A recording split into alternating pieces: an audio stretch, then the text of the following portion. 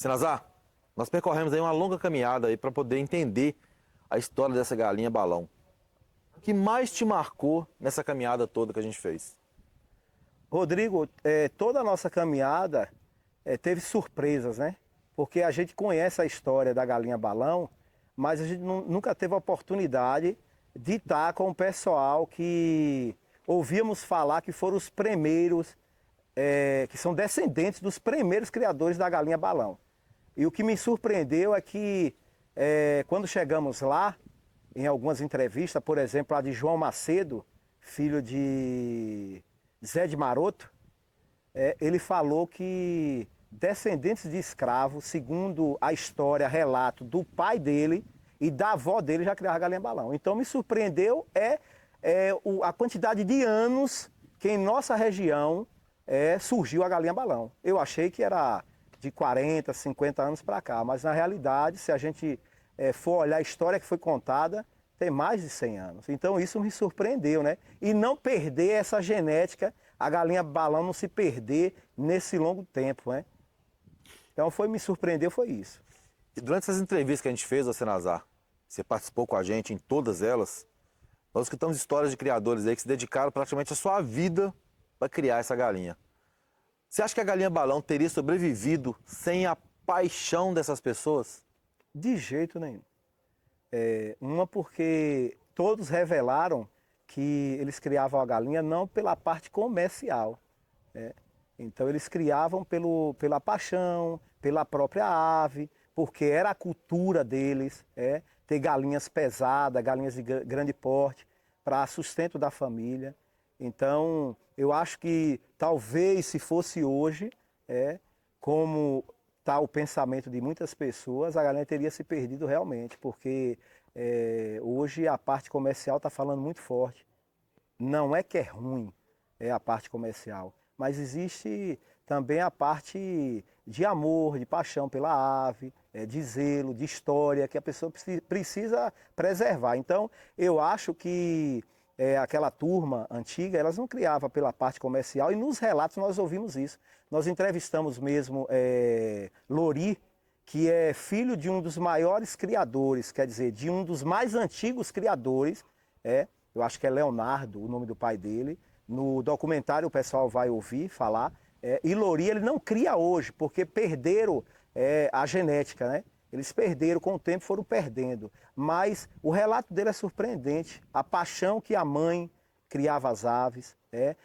Outra história surpreendente foi a mãe de seu João, João Macedo. João Macedo disse que a mãe conversava com as aves. Isso é coisa assim surpreendente? Porque hoje ninguém faz isso. São poucos. Acho que tem alguns criadores aí antigos que conversam com as aves. Mas qual é a questão? Isso revela cuidado, zelo, paixão, entendeu? Não é que a pessoa está delirando, as faculdades mentais se perderam, não. É porque eles eram apaixonados pelas aves que eles criavam, entendeu? Alguns relatos, Sinazar, como você mesmo falou, eles apontaram que essa galinha aí tem raízes até mesmo lá da época da escravidão. Da escravidão. Teve gente que comentou sobre isso daí. O que você acha desse ponto? Você acha que a história ela pode ser ainda mais profunda e até mais antiga do que isso? Pode ser. E nós não tivemos tempo para nos aprofundar na procura de pessoas que talvez a gente não conhece. Mas eles conhecem. Cada região que a gente foi, por exemplo, região do Pagão, região Pagão, Baliza não, desculpa, Jerema. Essa região, ela fica próxima a um povoado que chama Viração. Esse povoado, se não me engano, é o mais velho do nosso município. Eu acho que até ele é mais velho do que a minha própria cidade, Baixa Grande. Então, esse povoado da Viração tem muitos descendentes de escravos lá. E eu creio que lá, com certeza, tem muita história boa sobre a galinha balão. Só que isso fica para outra parte da história, para a gente ir nesse povoado, a gente buscar as pessoas antigas que estão lá. Por sinal, o povoado ele tem um tom histórico, de coisas muito antigas. Então seria bem interessante, mas eu acho que o documentário não vai parar, ele vai continuar. Esse documentário, ele veio realmente para somar para a nossa região. É por isso que eu estou apoiando, eu estou ajudando, entendeu? Porque eu vejo que é a nossa história, a história da galinha, a história de uma raça que não pode ser perdida. E nós aproveitamos que tem criadores antigos que estão vivos. Então a gente precisa aproveitar isso, correr atrás, entrevistar eles, ouvir. E esse documentário, né, que a federação está fazendo, ela deu todo esse suporte à federação da galinha tradicional, a Balão de Baixa Grande. Então o que acontece? Eles estão dando esse suporte, eles bancaram, eles trouxeram vocês e a gente está apoiando, é porque a gente sabe que pode ser uma oportunidade ímpar, né? Que pode ser que não repita mais. Então a gente só tem a agradecer. Viu? Nós falamos, ô Senazar, com criadores que têm linhagens, inclusive, de bisavós, de avós. Esses criadores mesmo já têm mais de 60, 70 anos.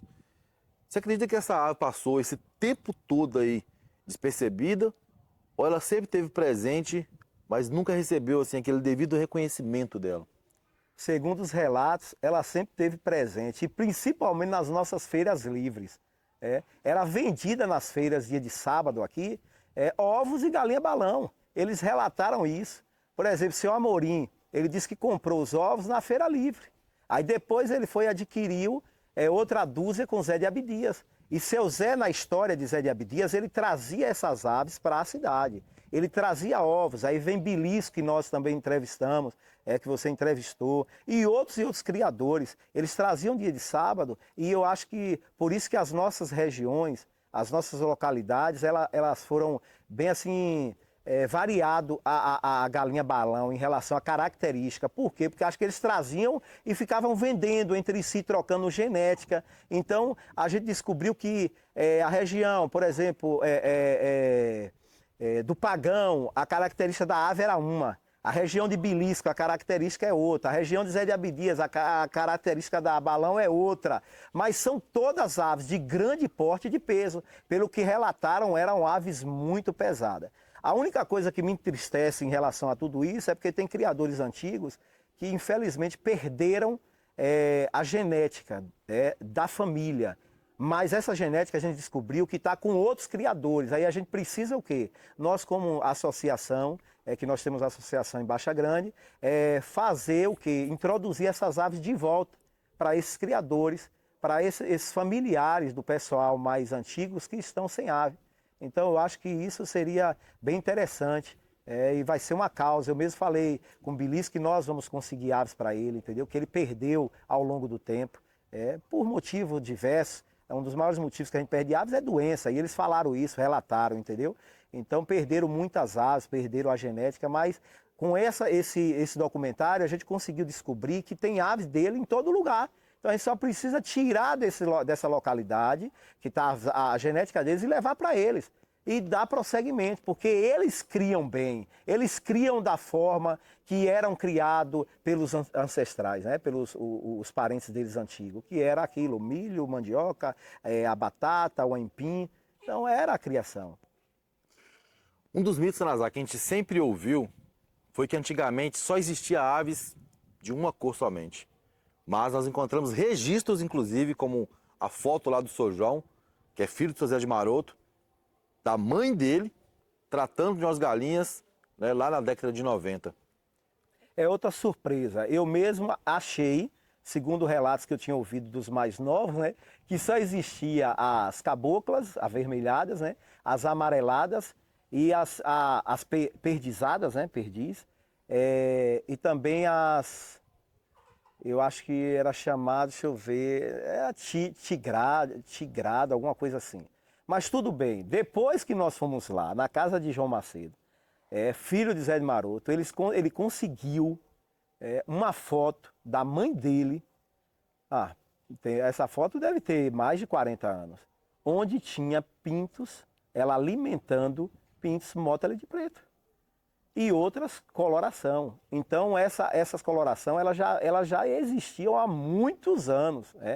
Agora o que foi feito? Eu creio que foi feito um melhoramento genético, ok? Para as aves dar uma coloração mais variada. Então isso, alguns criadores de 40 anos para cá, eles com certeza desenvolveram, né?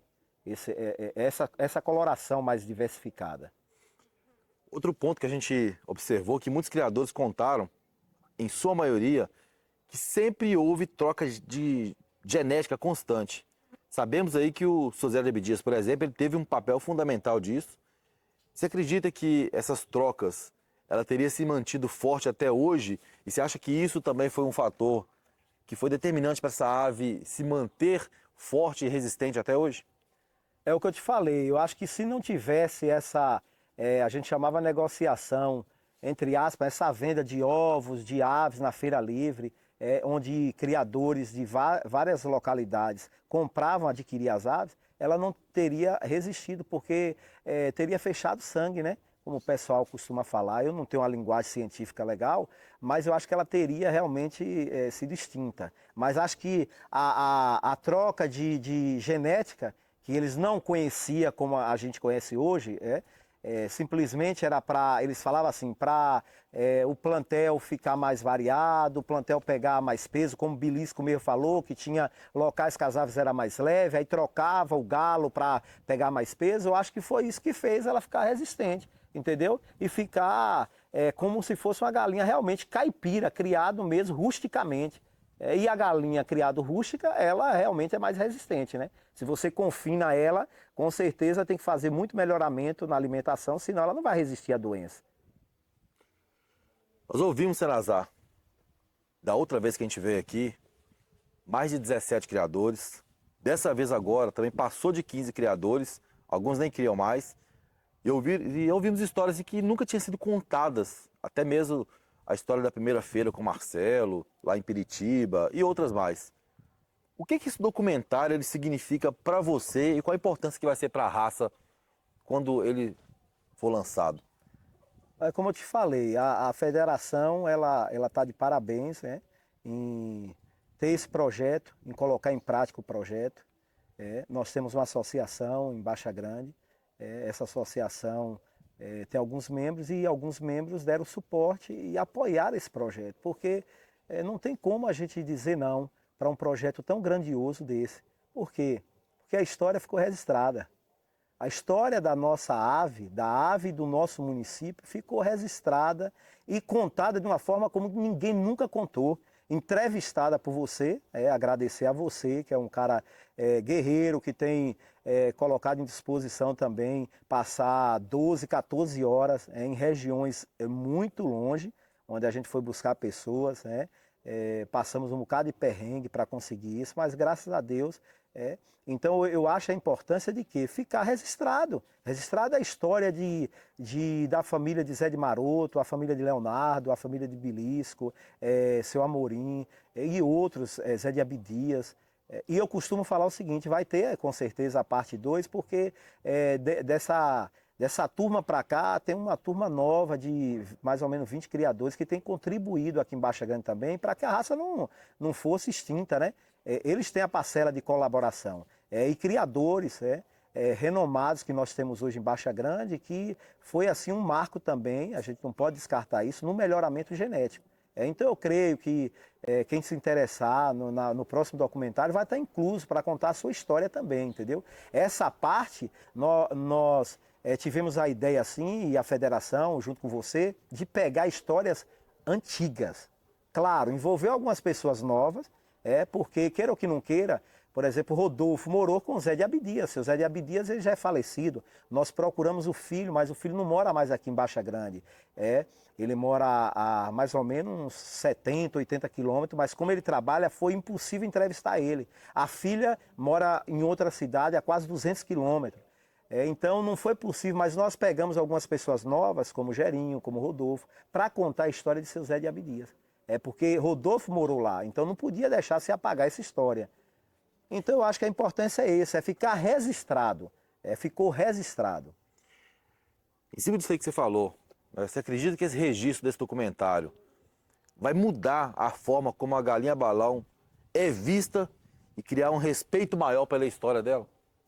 Vai, porque as pessoas vão entender que não é só a parte comercial. Existe uma paixão, quando a pessoa começa, e eu acho que esse sentimento, Rodrigo, de paixão, tem muita gente já assim, que que são apaixonados por aves.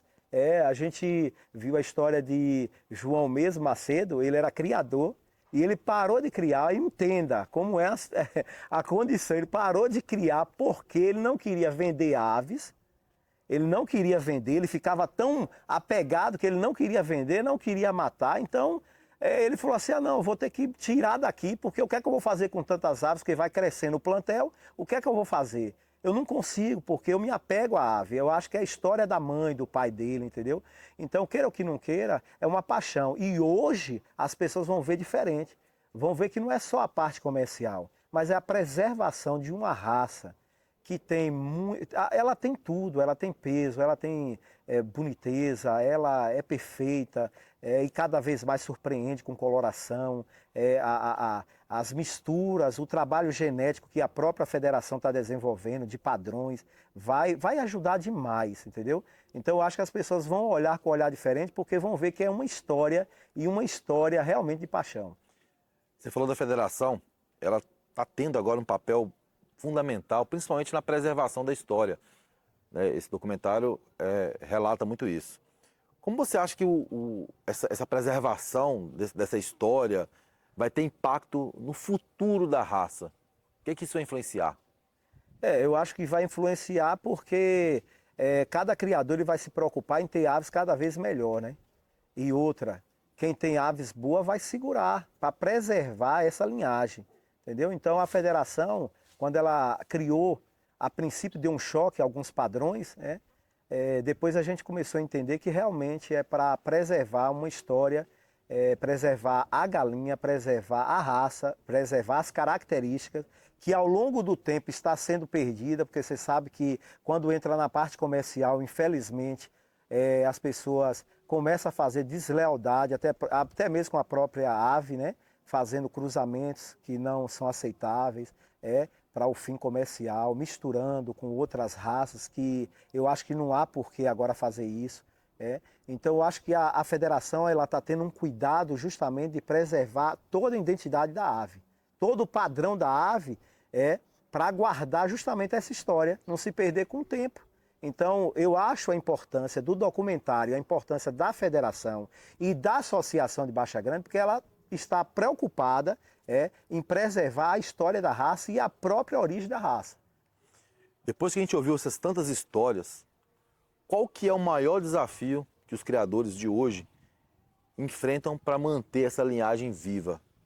O que você acha que é a maior dificuldade deles hoje? A maior dificuldade de todo criador é ter suporte de veterinário para estudar mais sobre doenças, sobre a ave, entendeu? Porque todo plantel que a gente passa, a gente vê o pessoal se queixando sobre doença. É o que mais dizima plantel. Tem criadores aí que em um ano perdeu 36 aves.